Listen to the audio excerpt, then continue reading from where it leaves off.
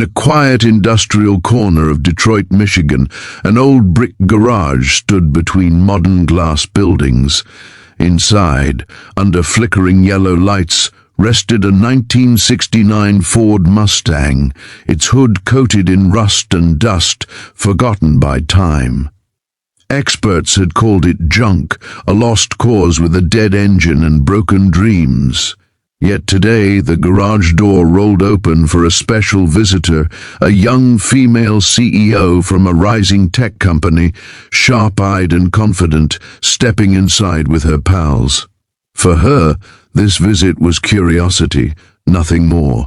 She had no idea this place would challenge everything she believed. The CEO circled the Mustang slowly, heels clicking on the concrete floor. She smiled, almost amused. "So this is the famous car?" she said, glancing at her friends. "My advisors told me it's impossible to restore." Her pals nodded, whispering jokes under their breath. To them the car was just an old metal shell, but across the garage stood a male mechanic, sleeves rolled up, hands stained with oil, watching quietly. He didn't interrupt or defend the car. His calm presence felt strange, like he was listening to something no one else could hear. The mechanic finally stepped closer, placing his hand gently on the rusted hood. "She's not dead," he said softly. The CEO laughed lightly, not mocking, just unconvinced. "It hasn't run in 30 years, she replied. "I've seen reports." The mechanic nodded, accepting her words without argument. He had spent his life around broken machines and abandoned engines. To him, numbers and reports didn't tell the full story. The garage smelled of oil and old steel, and for a moment the world outside faded. The Mustang felt less like scrap and more like a sleeping giant. Her pals exchanged glances, clearly bored. One checked his phone, another leaned against a workbench. "How long will this take?" the CEO asked. The mechanic looked at the engine bay, eyes focused, calculating silently. "As long as it needs," he answered. His confidence wasn't loud or arrogant, it was steady. That unsettled her more than doubt. She had built a company by trusting data and speed, not patience. Yet something about this man's certainty made her pause. The rust, the silence, the decades of neglect. None of it seemed to scare him. As the CEO turned to leave, she glanced back one last time. The mechanic was already removing bolts, carefully, respectfully, like a surgeon beginning an operation. She shook her head with a faint smile. "Good luck," she said, unsure whether she meant it. The garage door closed behind her, laughter fading down the street. Inside, the mechanic kept working, whispering under his breath. He knew this was only the beginning. The world saw a ruined engine. He saw history waiting to breathe again, and soon everyone would hear it.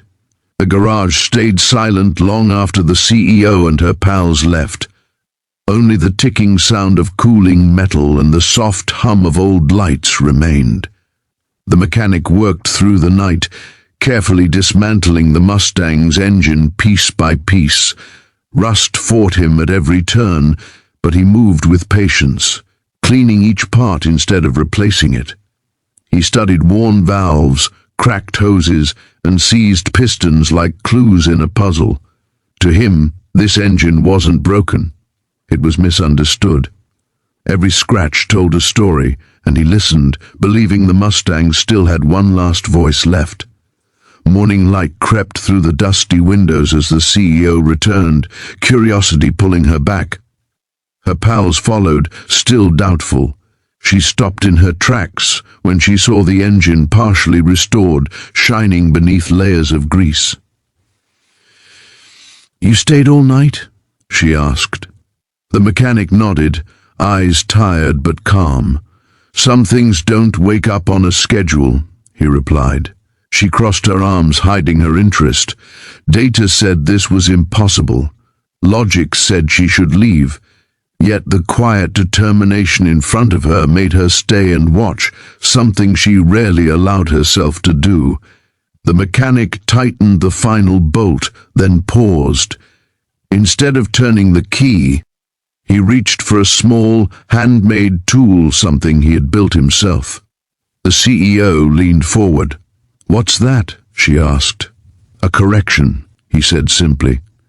He adjusted the timing ever so slightly, realigning parts no manual mentioned. Her pals whispered, expecting failure. The mechanic took a breath and turned the ignition. For a heartbeat, nothing happened.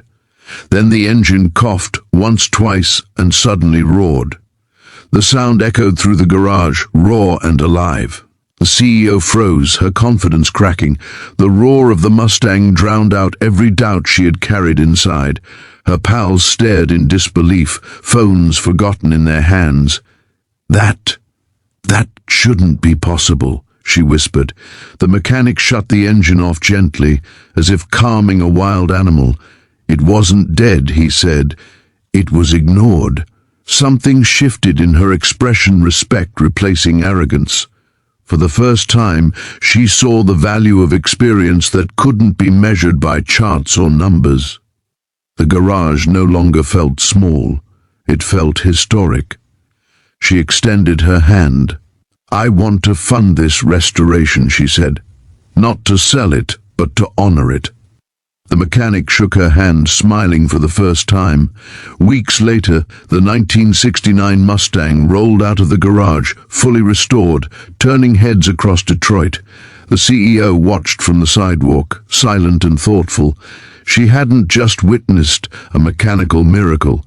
She had learned a lesson. Genius doesn't always wear suits or speak loudly.